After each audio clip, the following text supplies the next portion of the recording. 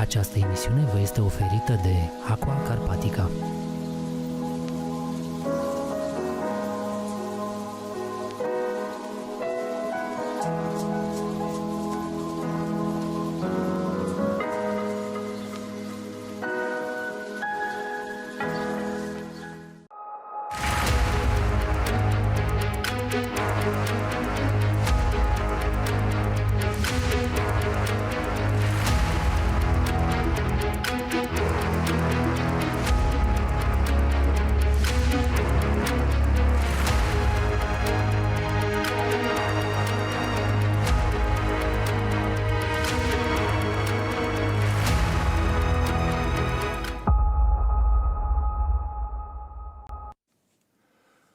Dragii mei, bun găsit, vă spun, la această nouă ediție a emisiunii Împreună pentru Natură la Canal 33 România. Sunt Paul Gabor-Iliescu și o să vă ghidez astăzi printr-un subiect care pentru mine este foarte, foarte important pentru emisiune, e foarte, foarte important pentru voi, cei care vă uitați, este foarte, foarte important și e important cam pentru toată lumea.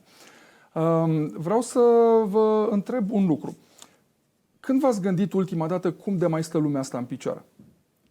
Pentru că așa cum am început și cum continuă, vedem războaie, vedem scumpiri, vedem furtuni, vedem tot felul de dereglări climatice și astea, după cum vedem, nu prea aduc la nimic bun. E bine, odată știm că în cei oamenii spirituali, să zic așa, preoții și tot felul de locuitori ai planetei, o bună parte din ei, din fericire, prin atitudine, prin rugăciuni și prin toate celelalte, își aduc o contribuție majoră la echilibru energetic al planetei. Când zic energie, mă refer la energia gândurilor și a faptelor.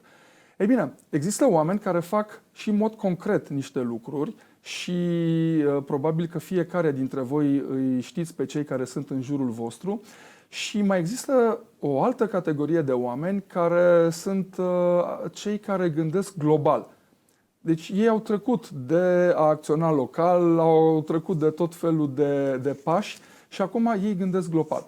Ei bine, există un lider mondial în organizarea de evenimente și asta nu înseamnă că organizează nunți, petreceri și botezuri, ci înseamnă că organizează evenimente care transformă permanent și ireversibil viețile oamenilor care participă la aceste evenimente. Și invitații mei din această seară, și imediat o să încep să vorbesc pe limba engleză, fac parte dintr-un astfel de sistem. Și de aici o să încep să vorbesc pe engleză, iar o să auziți o variantă tradusă. So, good evening, good afternoon, and welcome to this show Together for Nature at Channel 33. Mr. Richard Tan, the owner and coordinator of the company name Success Resources Global. Hello, Paul. I'm happy to be here. Thank you for being here. And Vivien Leow, you are the member of Success Resources and the coordinator of the e-forest project. Yes, correct. Yeah. Okay. And now I will start to put alternatively some questions. And the basic is, Richard Tan, what is the world for you? What is the meaning of world? The world. The world. Yes. Wow. So we have got our family, and a bigger member than our family is our country, and a bigger member for all the country is the world. So the world is a big country, and Earth is our home. That's for sure. And that is used also in the logo in the teaser of the show, but you couldn't know that because I didn't translate it to you. So it is world is our home is the subtitle of Together for Nature. Vivien, tell me please, from your perspective, what are the people of the world? What are the people of the world? Okay, I think we are all like family, irregardless of race. And to us that, I feel that people are like family and like friends, that we live in a common place, that we have to respect each other. my friends. Yeah, that's what to me. Richard, do you think the people of the earth do have a code of honor?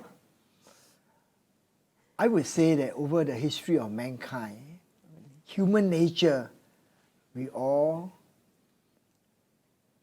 human nature is such that, human being, we survive, we form community, etc. Everybody are unique and different opinion. And because people are unique and of different opinion, people do different things. And that's the reason why there will be community and civilization. And then after some time, the civilization disappeared totally from the planet, from the whole planet. They all just disappeared. So why would they disappear? They disappeared maybe because of the problem, famine, or maybe even war. So why do we have war? Because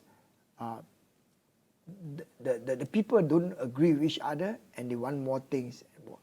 Therefore, code of honor is important, but code of honor is only effective if everybody agree to follow, right? So if you have a code of honor and nobody want to follow, then you will have a problem.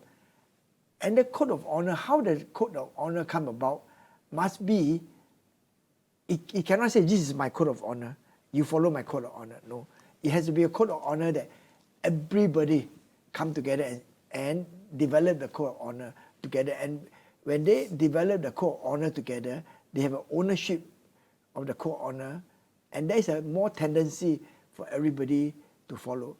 So it's very important to have a code of honor for family, for business, and even for the country. Richard, you are a very religious person. So, would pieces that are common to most of the religion can be somehow a code of honor? Do not steal, do not kill, do not love your neighbor, and so on. Could those kind of sayings, the rules, requests, commands, replace, or can they be a code of honor? I guess in every religion there are some common statement or verse that is useful for the everybody, population, so that everybody can live in peace. So I'm sure that this can be developed into some form of agreement or even code of honor. Yes. Vivien, is the lack of agreement and by default by following a code of honor, can it be a danger for a species like the humans on this earth? I think it is, in a way that, because as what Richard said, we are living in different place and different culture, different upbringing. We have different belief. So just now you mentioned about religion. I believe that most religion will teach you to be good. But, but because of the circumstances that you are brought up, okay, some people don't honor it. Some people, do something out of their own, greed or their own agenda. Okay, so I think it's very difficult to get everybody to be unified.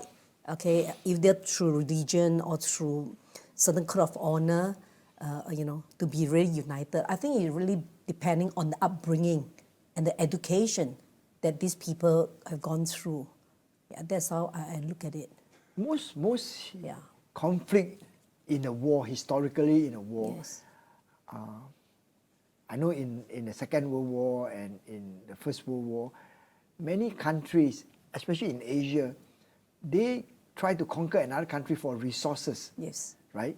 They want oil, they want cement, they want trees. So they say, we don't have enough, we can't build our country. Well, another country have, let's go take from them. Now, so this is an example of human greed. Human greed, because they want more, and then they go take from other people. Just like we human beings, we destroy the forest because we want more. We destroy the ocean because we want more. We destroy the habitat because we want more. So it's a human greed that actually is a downfall of human being. I think on this planet, your wife, Veronica, and yourself, together with your teams, there are more of them, are making a difference. Which is the way you found that could make a difference on making the life on the planet possible, and if possible, maybe nicer? In our very little way, we are in a seminar company, so we run education. So when you are educated, then you can see a bigger picture. So when somebody is educated and they understand nature, they understand what's good, you know. So education is very important, right? Education. So this is what we do in a very small way. We provide education and change life globally through education. That's what we are doing. Is the education that your company, which is the leading seminar company, is bringing to the world, is teaching, is learning? It's what kind? Why are you so special as a company? And okay, by default, you. I would say, as I say, that we promote education, right? Now, with education, those that don't know can know. With education, those that don't have can have. With education, male and female can become equal, right? And you know, not just because you are a man, you get a better advantage. But with education, a female can even become the prime minister of a country. With education, whether your skin color is white, dark, red, you know, you can have equal opportunity to be successful. So education is an equalizer for every one of us. Is equality a good thing, Richard? Education is an equalizer. Yeah, but is people can be, in reality, can they be equal? Is it okay for them to be equal? Or to have equal chances? Yeah, with education, everybody can have equal chances. Okay. Vivien, starting tomorrow, for 1 year, you will be the Prime Minister of the world. What would you do? I think as Prime Minister, if I'm the Prime Minister... The executive chief. Prime Minister, definitely, you know, I have to look into the country, but I think It's we have to look at the world. What is the country. challenges? What are the challenges right now we are facing, you know? And of course, whether I'm a Prime Minister or not, I think as far as we know, okay, the greatest problem in the world right now is environmental problem, okay, of course, and also economically, okay, because, you know, if I'm Prime Minister, I must make sure that my people have enough, you know, money, you know, livelihood. You know, I must give a lot of opportunity for them to create jobs, you know. But besides doing that, I think that all of us occupying a space on Earth, we also need to consider what is happening around us, okay, to our country or to our neighboring or to the whole world. So to me, I feel that if I'm the Prime Minister, I think, you know, environmental protection is one thing that I will seriously look into it, as well as, you know, how to build the country to attract more businesses into the country. Economically, yeah. That's intended. Richard, you, through education, do beautiful things. And I am a direct beneficiary of those. And thank you. What means the world population, let's speak statistically, evolution for you? What means the human evolution for you? What means the human evolution? Human evolution for you. What does it bring? What does it mean? Yeah, what does it mean for you and what does it bring to the world? I think the world is always progressive, right? We do better and better in technology, in science, in everything. No doubt, because as we begin to have more time in future, people are more educated, there's science and everything. However, it is important that as we begin to progress, our moral must not lag behind. I mean, it must not be lagging behind. So we have prosperity, we have technology, we have everything. However, our moral attitude should not be lagging, getting worse and worse. We have also got to follow. Human beings need to learn to be responsible. Like Vivien was talking about, as we begin to be more technologically advanced, we have faster car, we have higher building, we have rocket, etc. So these are all advancing. However, we need to be morally responsible, like for the environment. Yeah. So if you are advancing all the time and if you are not morally responsible, you will destroy the environment, and when you destroy the environment, the whole world die. Yeah. So there's no point. Even your technology is finished, you know. So it has to follow. So we have to protect the environment, yet, you know, progress. So it must go hand in hand. Vivien, what means the interaction between humans and nature? What means nature for you? First, what means nature for you? I think we are all living, you know, in a world where it's an ecosystem that we have to, you know, living together with all the animals, the trees, the plants, you know, and other human beings. So I believe that there is no one segment like, okay, we don't care about the habitat, okay, we just do about the human. Then you know, the whole ecosystem will stop. So I feel that we got to live in harmony, okay, to be nature, okay. We need to ensure that the water is flowing, the river is, you know, is flowing in the direction that we want. We want to make sure that, you know, if you have 4 seasons, the 4 seasons come regularly and not suddenly, you know, if you're snowing, suddenly the snow stop, you know, that kind of thing. So I believe that it's a whole ecosystem that we got to co-live, you know, with other species. So that's what I feel about nature. And how do you feel about the interference, about the going together of humans and nature, especially nowadays? I think right now we are entering into a very dangerous zone or time because, as what Richard has said, because man has advanced so much, we have already gone into, you know, other species space. Like for example, cutting down trees, you know, and you know, for industrialization, and this will cause a lot of disturbances to all the natural habitats. Okay, the animals. Okay, so by right, they have their forest, they have their home, but the thing is that we are cutting down forests, we are chasing them away. So if there's a lopsided, you know, a situation, then I don't think the harmony will be there. And I think the world will become, you know, a very dangerous place for everybody because we are, you know, entering into someone's space. By right, you know, they have a happy home. In an aggressive, sometime way. Yeah, and we are, you know, become the aggressor part.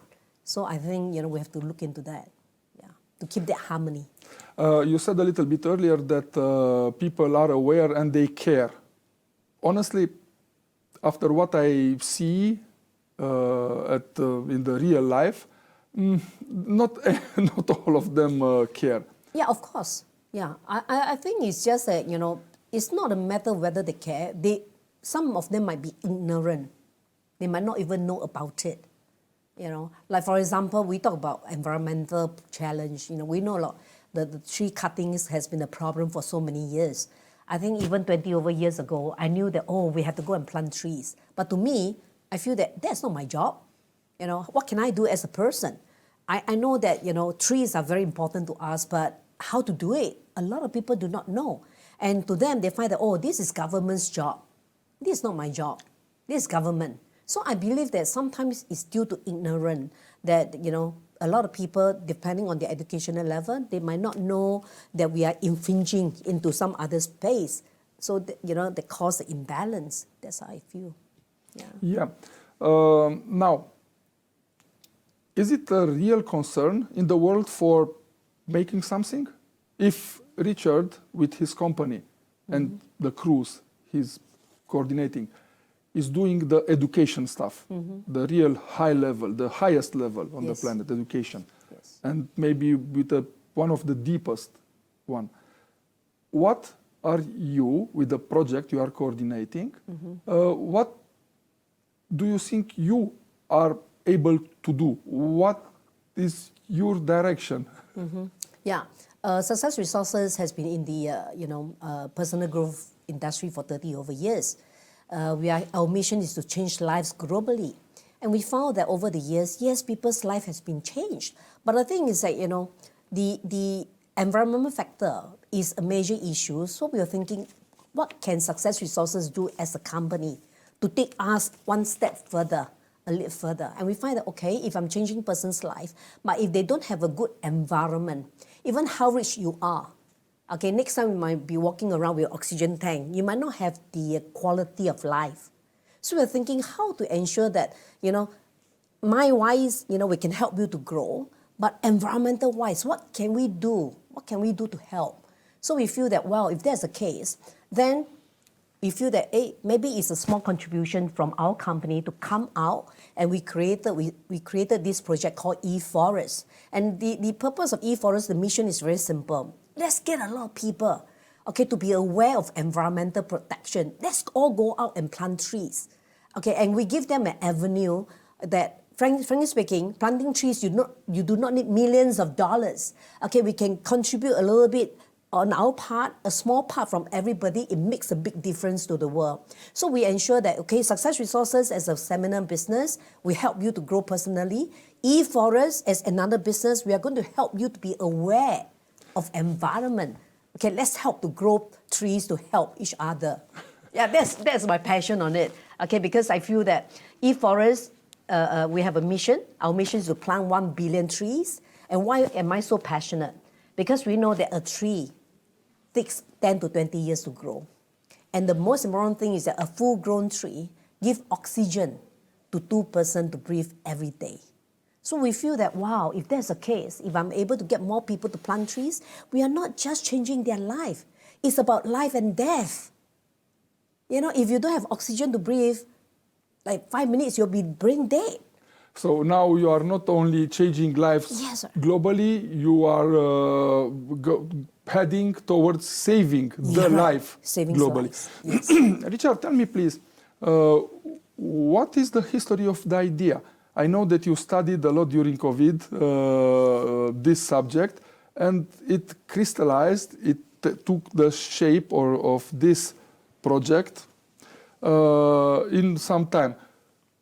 What was your experience? Which was your starting point? Which was your bigger concern? And make me a little bit of roadmap of your research on this subject, and how did you get to partner with Vivien on this project? So during the COVID day, I read an article.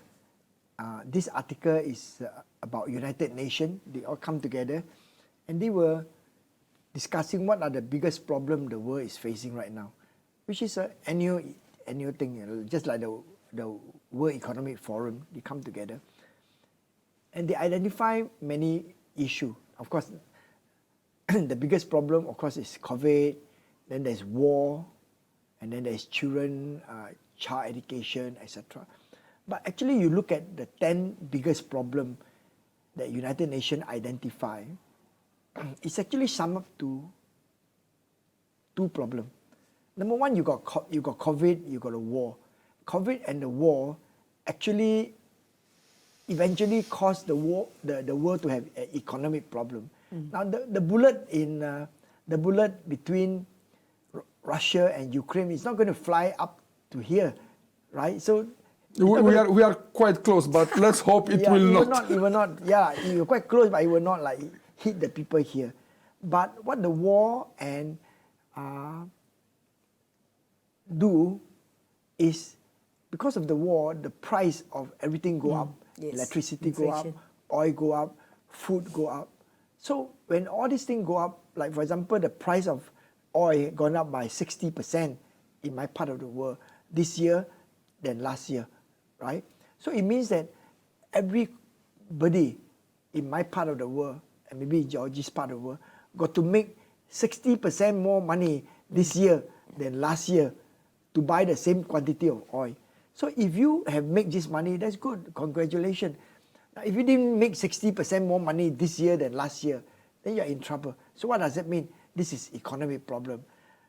COVID, well, a lot of medical things, etc. But COVID, because of COVID, many business shut down.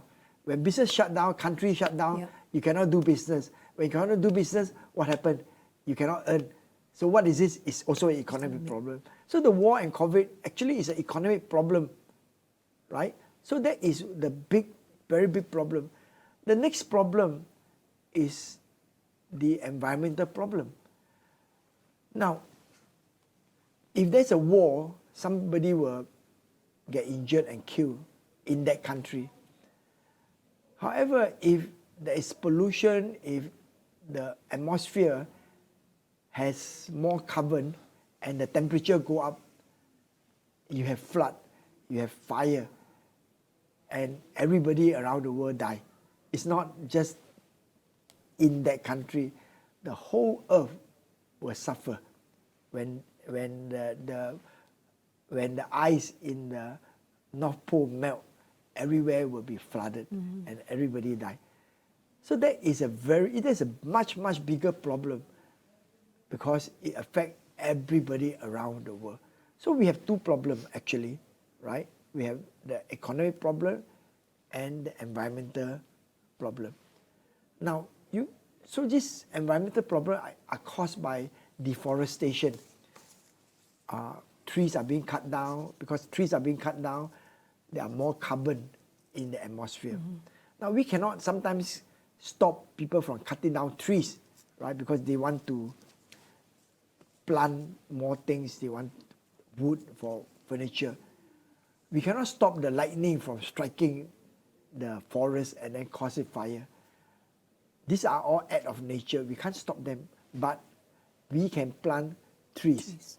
When we plant trees, then we can reverse the environment. Now, so this is the starting point of us coming with a project. Many countries like Canada, they want to plant 2 billion trees.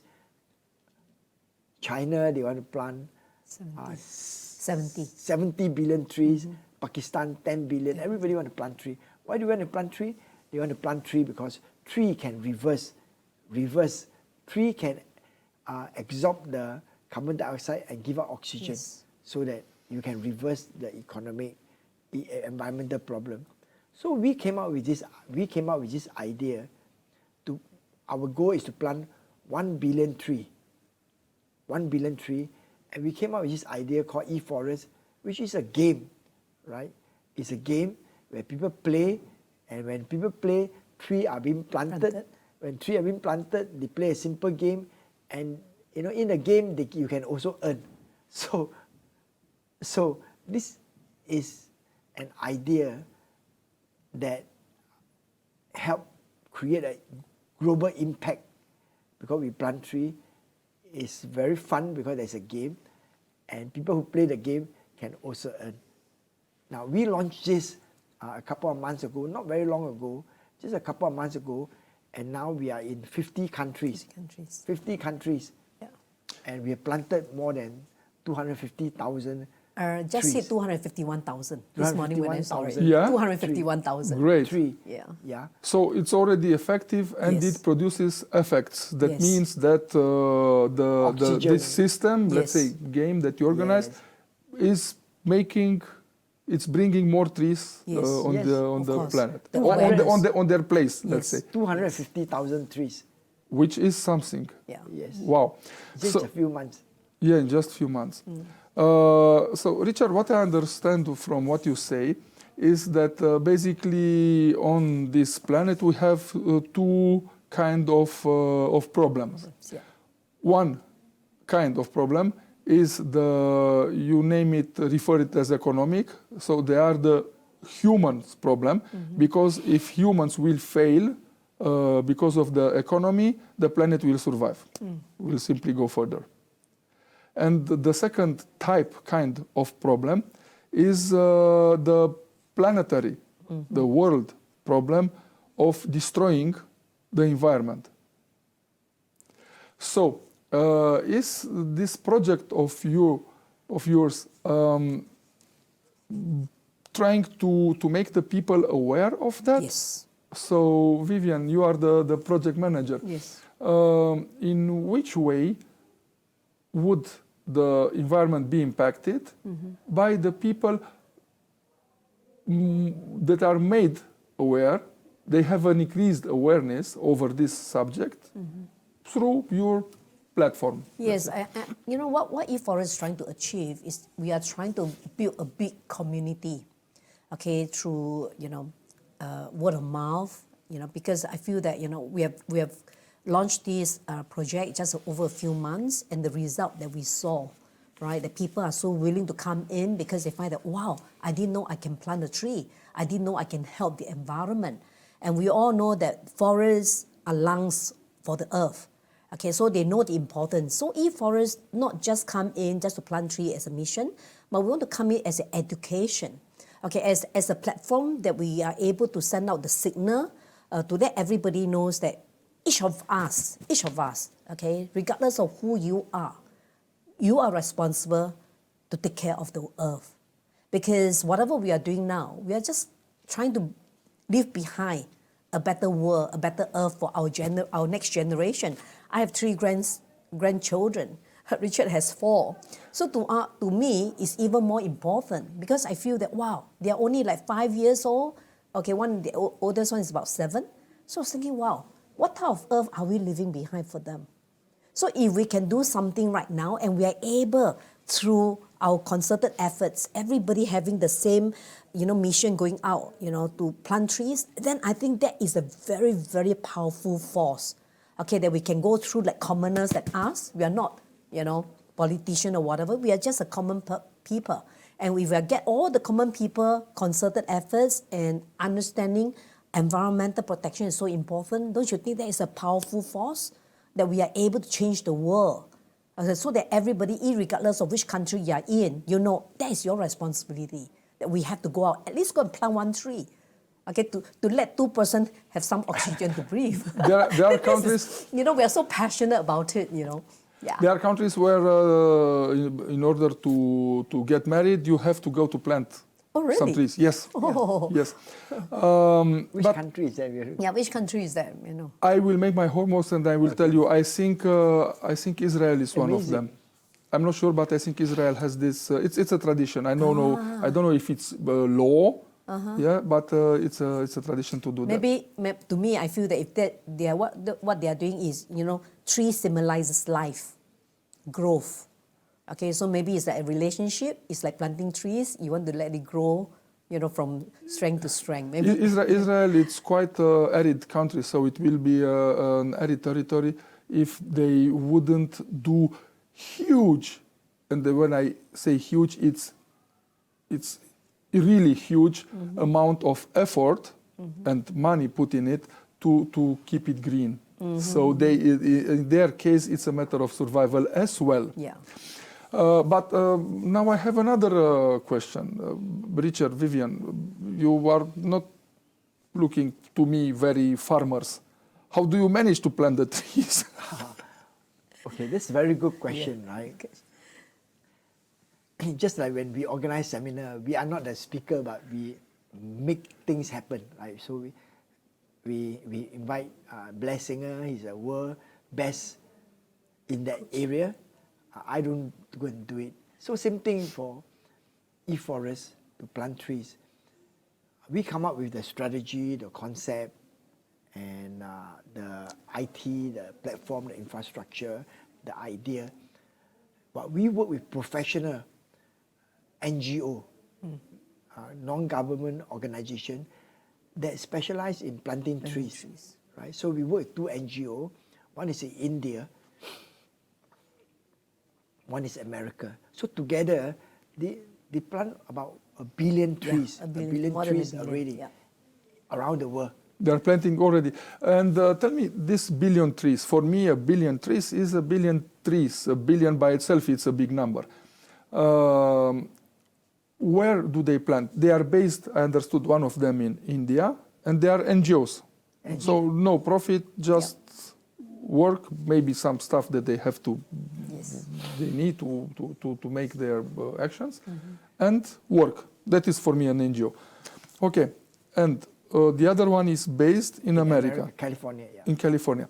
Okay, they are based India and US, California, North America. Where do they plant? Do they plant only in their backyard or? Yeah. So the India actually plant in India. Right? This Indian NGO, they work with village people, villager who don't have a lot of money. They don't even have enough money to buy the seeds. So when somebody work with success resources, like play the e-forest, and when somebody involved with e-forest, we work with the NGO to plant the real tree. So the villagers will go out there and plant the trees. So maybe after 6-7 months, the tree will grow fruits, and the tree will produce oxygen and grow fruits. And the villagers will take the fruits and sell them and have a living. So we call this love tree. So you not only, when you involve with such just e-forest, you not only plant tree but help a family have a living. So for this India NGO, their trees are planted in India. Now the California NGO, the US NGO, they plant in Brazil, Madagascar, Kenya, Philippines, yeah. Indonesia, Kenya, Nepal, and all over the world. So they have about 10,000 staff. Yeah. So it's a big, big Yes. operation. It's not like somebody plant in the backyard. It's a big operation with 10,000 staff going around and to plant tree so that so that we can save the earth. You have chosen the American NGO on what criteria? Okay, he has a lot of people and he plants in a lot of places. Is it another criteria that you have chosen this NGO? So it's very important. Like many people plant trees, but because we are working with many of our members, we're asking people to come and play the game. It has to be transparent. And it has to be, people ask, okay, Vivien, I like your idea, I plant tree, but where's my tree? And if you work with a housewife and their children to plant a tree in the backyard, you don't know whether they plant or not, So, like for example, the India NGO, when they plant a tree, they actually tells you where is the location. The longitude and the latitude. You can actually see it on Google Maps. Number two, they send you not only the location, but also a photograph of your tree. Yeah. Like this tree, they take a photograph. And also the species of the tree. And also the person that planted it, sometimes you can see they plant it, they can stand out there, say, take a selfie, plant a tree. And then they send you the specification of the tree, the species of the tree. But more important, the most transparent is because your tree will be on the blockchain. So if you are a little bit technical, you know that blockchain is the most reliable information. Now, so not everybody can do this kind of accountability, right? So it's very important because we work with everybody, we need to be accountable. So this is the India NGO. Now the US NGO, well, they have been doing this many, many years. So they will give you a certificate to say that we actually plant the tree. So it's all accountable. And we actually visit them to make sure that things are happening. These things are happening, right? So it's very important. It's not like somebody, I have been approached, Vivien has been approached, and I have been approached by many people and say, oh, I help you plant tree. I know my brother-in-law who has a friend who has a big piece of land, they can plant tree. Are you okay? So we need to really make sure that everything is transparent and accountable. Yeah. So it's not so easy. So, with the American NGO, you named a lot of countries all over the world, basically. And what made you choose, this time I'm referring not at a company, at the NGO, at the organization you are working in India, why have you chosen India and not Romania? Oh, I think we are also, I think to answer your question, we are open to it. But if we can find someone in Romania that can do the job, well, we are open to work with them. So we are not attached, because after all, when you plant a tree in Romania, you give out oxygen, the oxygen travels around the world. Yeah. It's not like, oh, the oxygen is only in Romania. No, it's just going around the whole world. Our oxygen is special. yeah. So we are not attached. Yeah. So we are open. As I say, we only started a few months ago. Yeah. But to plant 1 billion trees, we need a lot of help. So we are open to, if there's somebody in Romania to say, hey, we could do it, right?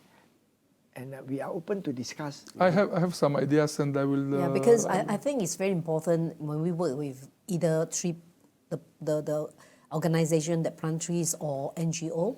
I think reputation is very important. Their credibility. We need to be accountable.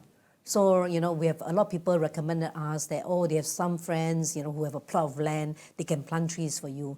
But the thing is, as what Richard has said, I think it's the professionalism in them. What type of experience do you have to plant trees? And what type of accountability credential that you have that you're really planting trees? I think that's what we are looking for. Okay. I have in mind, and they were in this TV show at a certain times, people like that, after you named after this criteria. Yeah. And now we have 4 minutes and a half left. And meantime, I will ask you not to go in any, let's say, business, earning, something related aspects of your platform, of your project, because we are simply not allowed to do that in this kind of TV show. But in how much time you are projecting you think you will be able to make the announcement, we planted 1 billion? Oh, that's a very good question. Yeah. So we started with small announcement. We say, when we cross 100,000, we announce. Yes. And it's like, in 1 month, we already crossed 100,000. 1 month, beautiful. Yeah. I can't remember, 1 or 2 months we crossed 100,000. So we will have milestone.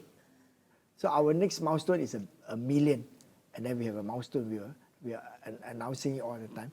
But I believe that in my lifetime, I will be able to plant 1 billion trees in my lifetime. Right? I'll be able to plant 1 billion trees and make a contribution to planet Earth. Yeah. So basically, I'm looking forward to see the Guinness World Record of the most of the trees planted using a platform that brings together virtual world with a real world. Yes. So let's plant some trees. Yes. Yes. Yeah, because 1 billion trees is not easy. But the thing is, if the education level is good and the awareness has increased, you will be shocked that fulfilling the 1 billion tree can be in a very short period of time. Okay. Okay, because we are not asking people for donation. Okay, we are making people aware that it is your responsibility to come in to plant trees. Yes, so just imagine how many people we have in the planet. If everybody just go out and just plant 1 tree, we can definitely achieve that 1 billion in a short period of time. 2 minutes and 20. Are you thinking or taking into the consideration to involve some governments as well, or is it a private initiative and it should stay like that? Oh, we are not. Of course, we are really, really open to working with anybody that can help achieve the goal. Now, many governments already have this initiative. The government of Singapore, yes, Malaysia, government of Pakistan, China, they all are doing their part. But they are the government. But for us, we are private. And if the government will work together with us, we are open to it also. Yeah. So, if you would name 1 minute and a half, you, Richard, would name thing that it's the most important and soul thing that you can deliver to the world so the world will survive and somehow thrive, which would it be? Right at this moment, I say it is e-forest, planting of trees, because it's very tangible. It's very tangible and it involves more people. It involves the whole world. So to me, this is a very, very big project. It's a very big endeavor. And I'm very, very excited about it. And me and my team, we are very excited about it. And we believe that in our lifetime, we can achieve this goal. Yeah. So that will be it. Yeah. Thank you so much, Thank you. Vivien Leow, being Yes. here. Richard Tan, thank you so much. Thank you for inviting us. I will just commute briefly in Romanian to finish the TV show.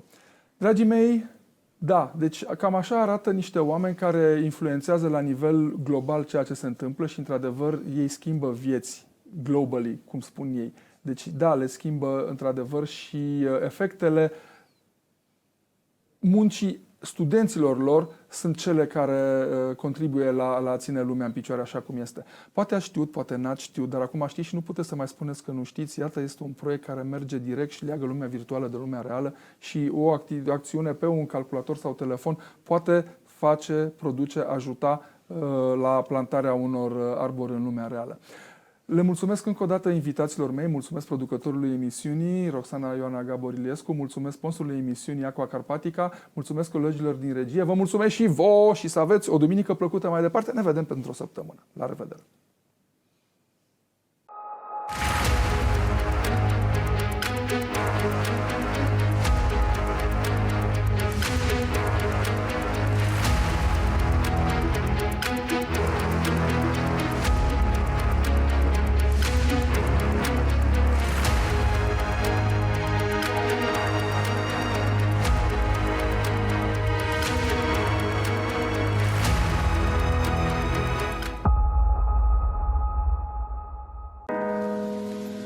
Această emisiune v-a fost oferită de Aqua Carpatica.